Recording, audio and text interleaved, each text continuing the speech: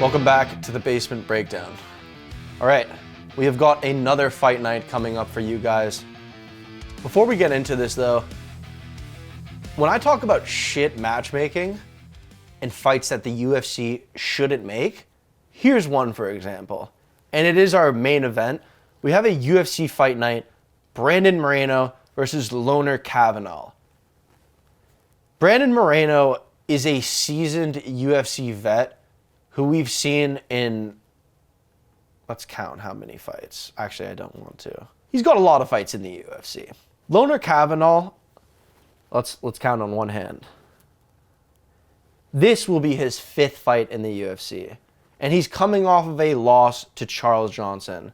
Now, Charles Johnson is a tough test for anybody, which is why I picked him in his last fight versus Alex Perez, which was a big mistake, where he got knocked the fuck out in the first round. This should not ever be a main event in 2026. Like, I just don't understand. Brandon Moreno versus Loner Kavanagh. He's a good fighter. He's ranked at the end of his division, and this just makes no sense to me whatsoever. If I were perhaps Dana White in this situation, considering, or not, I think Hunter Campbell's the one who's really running the show now, considering Dana's been doing other stuff.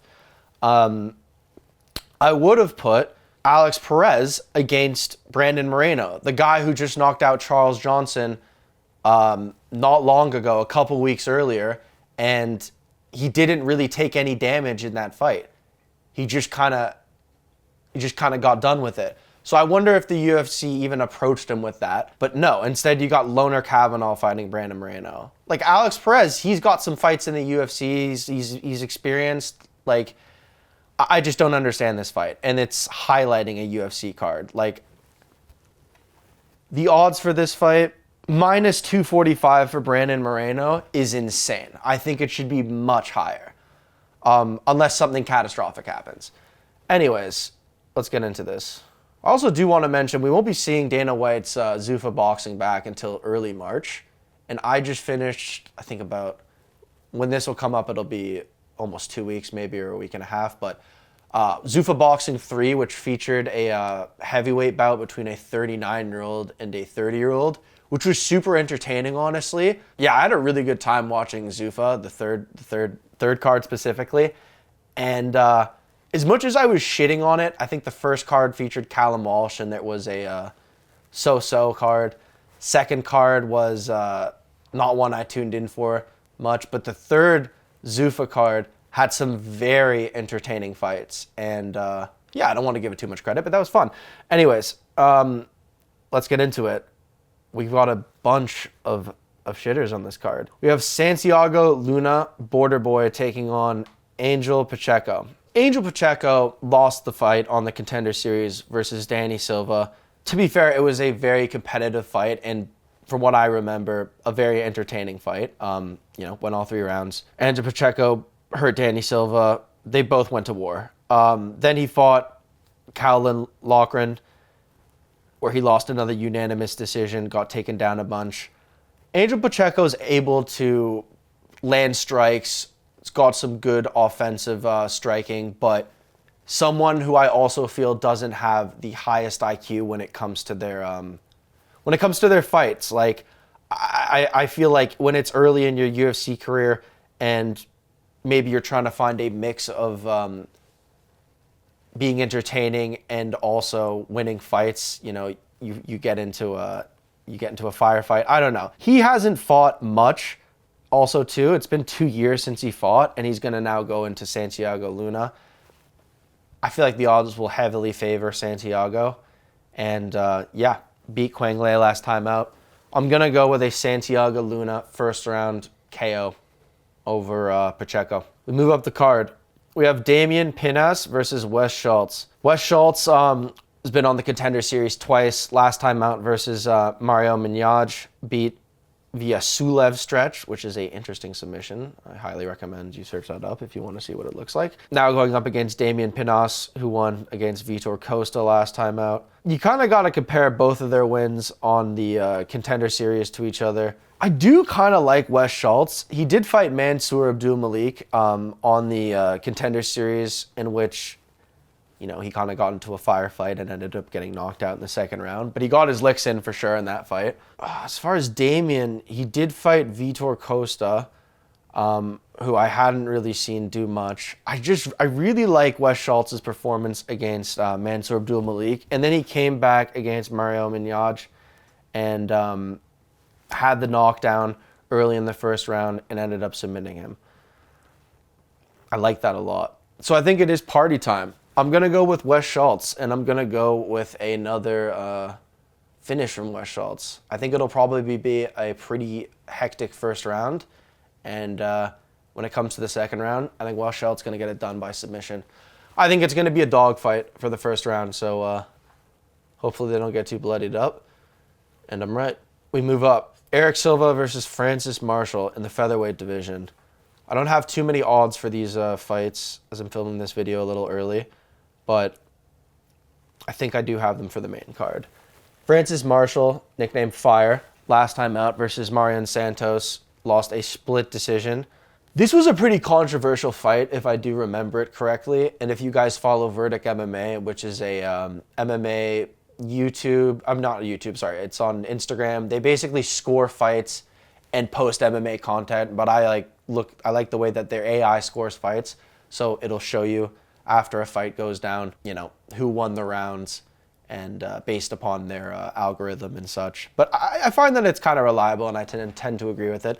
And they thought this was a very controversial fight where I think Marian Santos lost all 3 rounds on the verdict scorecard against Francis Marshall. He was able to get his takedowns off. Before that, beat Dennis Bazooka, lost to Isaac Delgarian, and lost to William Gomez in a split decision.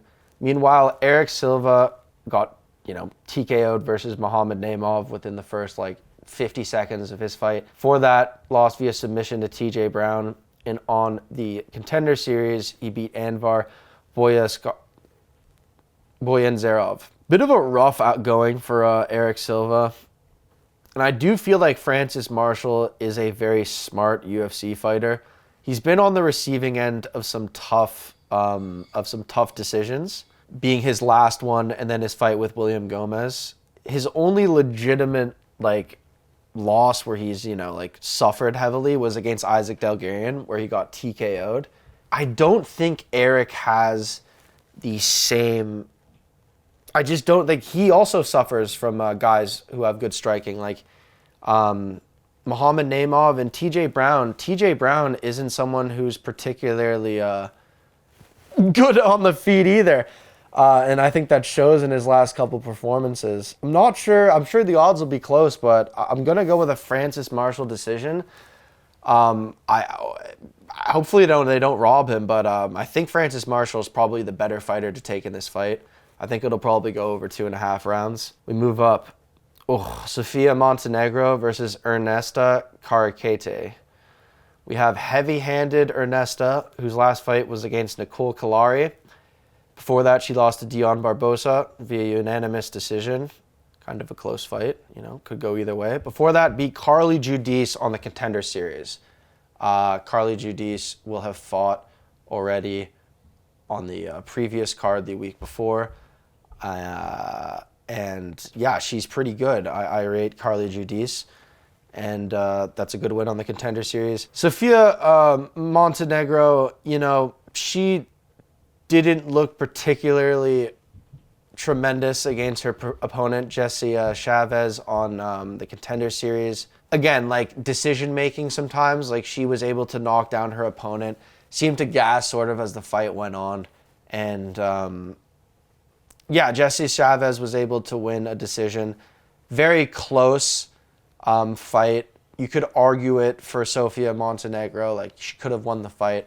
But her opponent, Ernesta, the only fight that she's lost, it's arguably a win for her. So I honestly think that Ernesta, I really do like her. I think she's very talented, or at least she's better than her opponent. So I think she'll probably win a decision over Sofia Montenegro. So we're going to go with that. We move up to the men's featherweight division. There is no women's featherweight division. We have Douglas Silva de Andrade versus Javier Reyes. Douglas Silva de Andrade last fought Miles Johns, who is always a tough out, and lost via unanimous decision. Before that, beat Cody Stamon via unanimous decision in a very close fight. Seems that Douglas Silva always gets touched up in these fights. He lost to Saeed Nurmagomedov before that. Beat Sergey Mazarov. He's fought Lerone Murphy. Petr Yan. He's been in the UFC for quite a while, actually. You forget, man. And then Javier Reyes beat Justice Torres last time out on the Contender Series. Tough. I think Javier Reyes is... You got to go with Javier Reyes because he's younger. From what I saw from him on the Contender Series, he has good hands. And Douglas Silva de Andrade is not young in his MMA career in the UFC. And, I would expect him to get touched up by Javier Reyes. Now, this person has never fought in the UFC, and he's fighting a seasoned veteran of the game who's only one fight removed from a win. Now, be it in each fight he gets hurt on the feet, and Javier Reyes seems to have good striking. We're going with Javier Reyes. I think he's going to be able to get it done via unanimous decision, perhaps a knockout. We'll see. Tough fight. Oh, wow. This is a surprising one. Kris Moutinho versus Cristian Quiñonez. I did not think I would see Kris Moutinho back in the UFC. If you guys will remember, Kris Moutinho fought... He's had a tough go of it in the UFC. He fought Sugar Sean O'Malley in a short notice fight where he went almost all 3 rounds with him. And Sean O'Malley has, in the stats, he has 1 knockdown and 230 significant strikes in that 3-round fight. He beat the shit out of Kris Moutinho, and his face looked like something out of a horror movie. He was doing basketball moves all over him and stuff, going like that, and then stopping, and then just punching him and doing all this stuff. Who could forget? And then finally waved off the fight. Kris Moutinho went back to the regional MMA scene, I believe, for a bit, and then he fought again versus Guido Canetti. I don't really remember this fight too much, but Kris Moutinho got TKO'd. I don't know if that was short notice, but he got called. I do remember the most recent one. He got short notice called to fight Malcolm Wellmaker, who at the time was undefeated, and we all know what people were saying about Malcolm Wellmaker at the time. Kris Moutinho called up last minute to fight Malcolm Wellmaker, ended up getting KO'd in the first round. It's been a tough go for the guy, but he's back, I guess. That's very insane to me. Cristian Quiñonez has fought Zhao Long on the Contender Series, Khalid Taha in his first fight in the UFC, Kyung Ho Kong, and then he lost last time out to Riander Barcelos. Kris Moutinho is kind of just a pylon. I mean, I don't know why I would pick him in this fight. From a skill standpoint, I haven't been watching him in the regional scene. I don't imagine his style's changed too much. He's taken a crap ton of damage. You look at this, he's been knocked out 3 times. Granted, Cristian Quiñonez isn't exactly racking up the wins over here, but I got to go with him over Kris Moutinho. I mean, I hope Kris wins, but I can't pick him in this fight. It's looking... I didn't think he would be fighting again in the UFC, ever. That's insane. The UFC just call up this guy to get knocked out once every 2 years. I think that's probably going to happen again, so I'm sorry. We move up the card to the women's bantamweight division. I hate this girl because I pick her and she loses, and she's been losing a lot recently. Macy Chiasson versus Ailin Perez. I'm not going to fall for it again. I'm not going to do it. And I'm going to be freaking wrong. Macy Chiasson is she's 5'11", fighting at 135. She's got long limbs.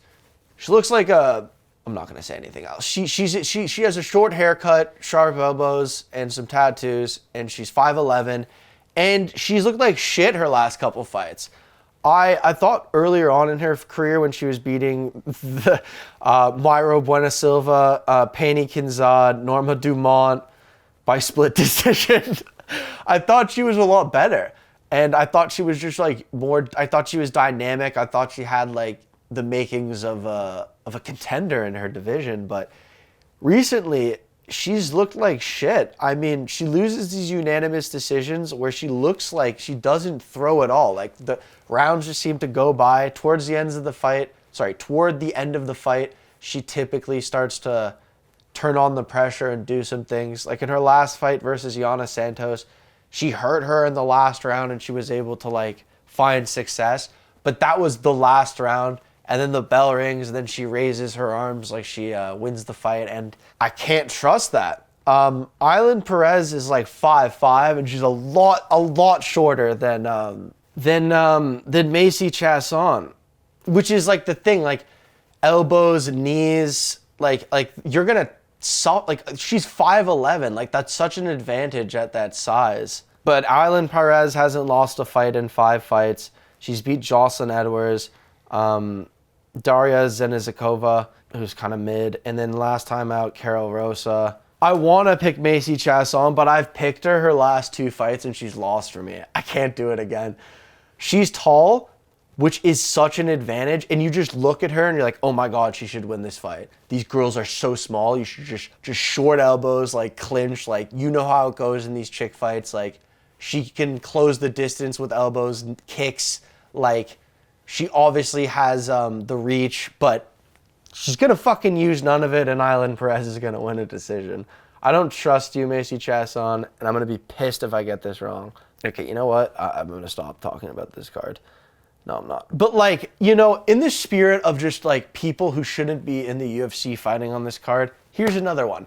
Jose Daniel Medina. This is his 5th fight in the UFC. He has not won 1 fight. Sorry, it's his 4th fight in the UFC. He fought in the Contender Series, but he didn't win on the Contender Series. He got fucked up by Magomed Gazilosov, and then he, for some reason, got signed to the UFC, lost by unanimous decision to Zachary Reese, got knocked out by Teba Gutierrez, no shame in that, and then most recently lost to Dusko Tachravas via submission. And that was Dusko Tachravas' first win in 4 fights. I don't know why they have this guy in the UFC, honestly. I'm sorry. Like, it's just, it's a little...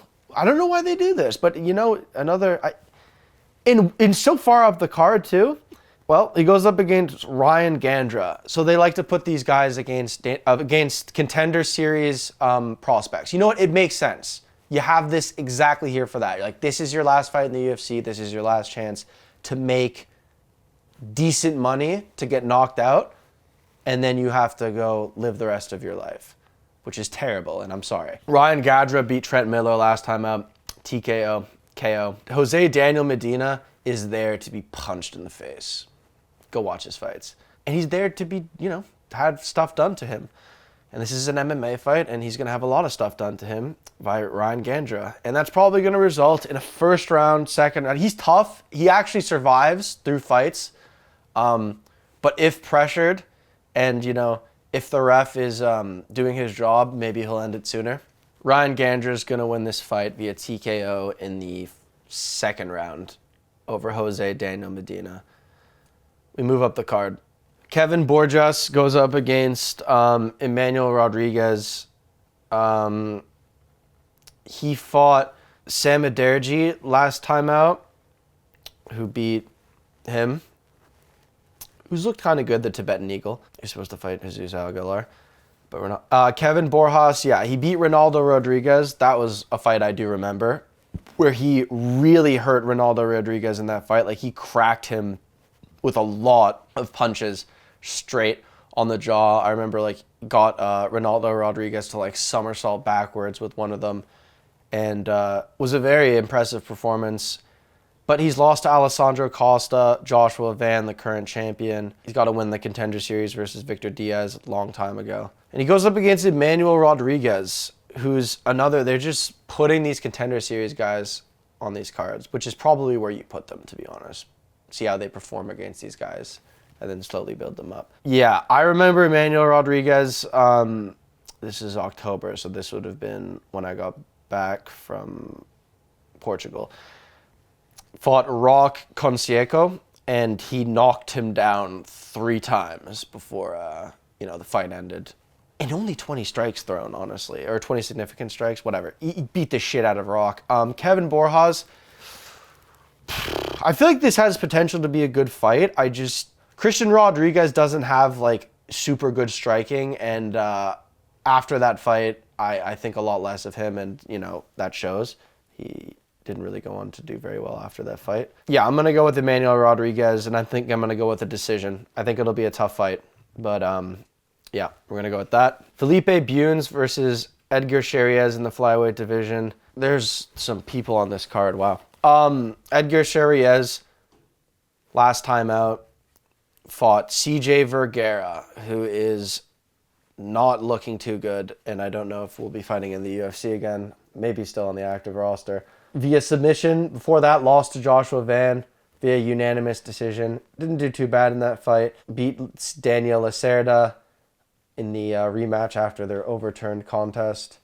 Doesn't fight too often, which is always a concern. Felipe fought Rafael Estevam last time out and lost via unanimous decision.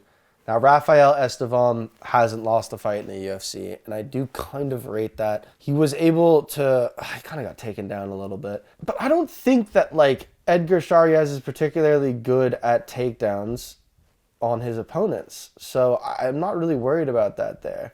He's fought some pretty good competition in Tatsuro Taira and Joshua Van, where he was able to, go to decisions with them.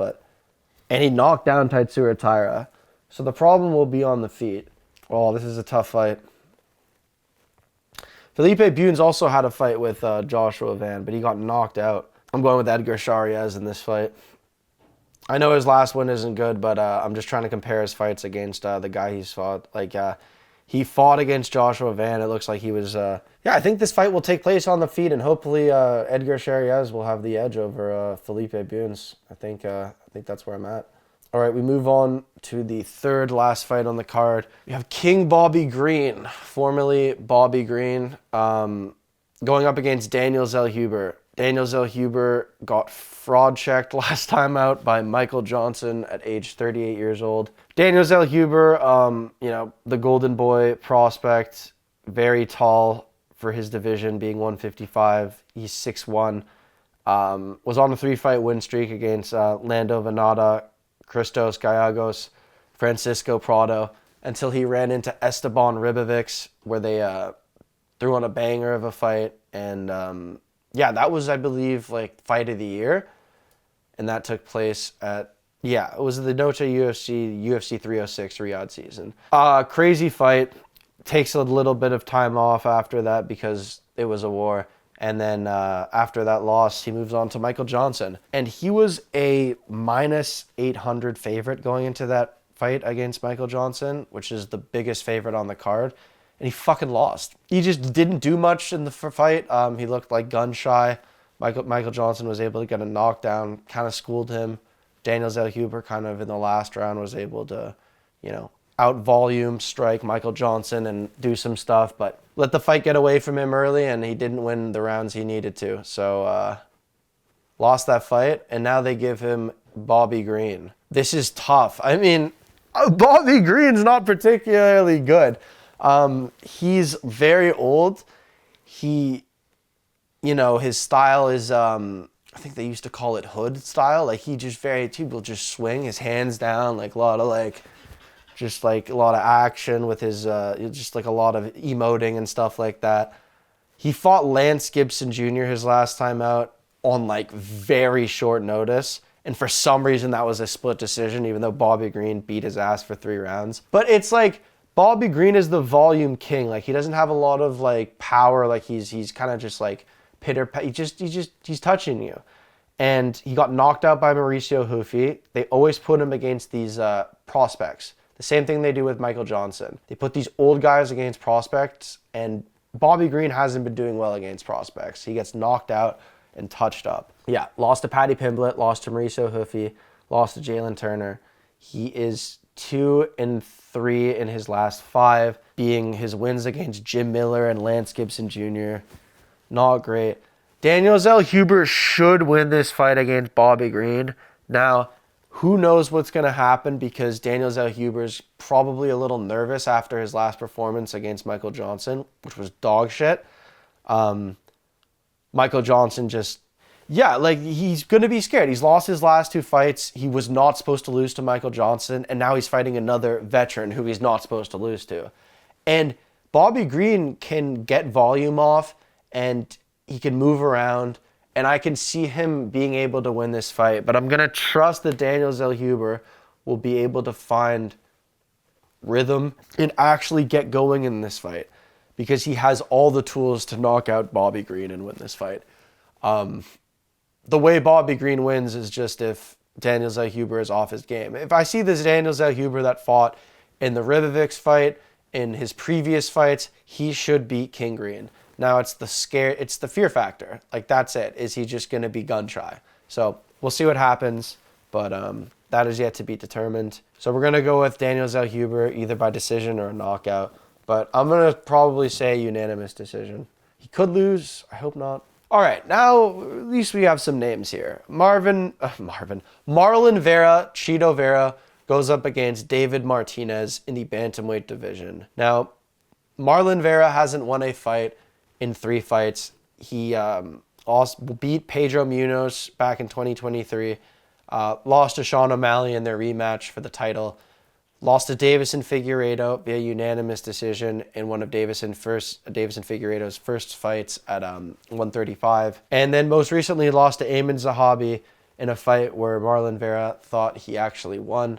I picked Amin Zahabi. I thought he was able to get the job done. Marlon Vera was very upset. Yeah, he Chito Vera. He has a long-standing history in the UFC. He has good wins against Frankie Édgar. He has a banger of a fight against Song Yadong where people think he should have won. He's beat Dominic Cruz, Ron Font. Yeah, he's had very good wins in the UFC, and he goes up against David Martinez. Oh, yeah. David Martinez last time was able to beat Rob Font, who is the fraud check guy in that division. You get through Rob Font, and you kind of know a little bit that you're a force to be reckoned with. It's a good thing. It's a good sign of progress. Before that, beat Seaman Oliveira and then Xavier Franklin.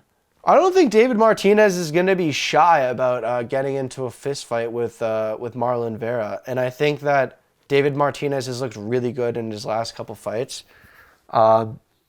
This is tough. Marlon Vera's lost his last 3, and he doesn't want to lose 4 in a row. He's in very close fights with guys, but David Martinez has looked really good. I liked his fight against Rob Font. I think he's going to be able to beat Marlon Vera. I think Marlon Vera is very tough. He doesn't get knocked out. It's going to be a decision. If you're going to bet on it, over 2.5 rounds, bet on a decision. I'm going to go with a David Martinez 29-28 over Marlon Vera. He's probably going to be pissed about the decision, but we're going to go with that. And we'll move on to the main event of the evening, which I won't spend too much time on. Don't worry, guys. Brandon Moreno versus Loner Kavanagh. I started off the card bitching a little bit about it, and I'm going to bitch about it a little bit more. So bear with me. Loner Kavanagh came up via the Contender Series, beat Jose Ochoa, who's a Peruvian fighter. Jose Ochoa is a good fighter. Beat Felipe dos Santos. Most recently lost to Charles Johnson during the Walker versus Zhang card in China. And now he fights Brandon Moreno. Brandon Moreno's lost to Tatsuro Taira in the second round. And, I mean, call it early stoppage if you want to. I had Brandon Moreno in that fight, so perhaps I was coping a little bit. But Tatsuro Taira might just be fighting for a title. And I just don't think Loner Kavanagh is near the talent, just nowhere near the talent that Brandon Moreno is. I'm going to have to be proven seriously wrong here.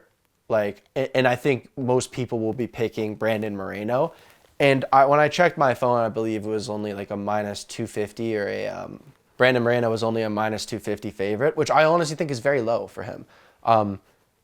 Brandon Moreno is a former champion. He has fought so many people in his division. People that we don't know that Loner Kavanagh would be able to beat, and that honestly, if we do a little bit of MMA math, especially if we look at his last win, he might not be able to beat. So I don't see why the UFC makes this fight instead of Alex Perez or just someone else who has more experience in the UFC and would actually warrant this fight. this doesn't make a whole lot of sense to me. If not, Brandon Moreno is slowing down a little bit, so he's been getting a lot of decisions recently.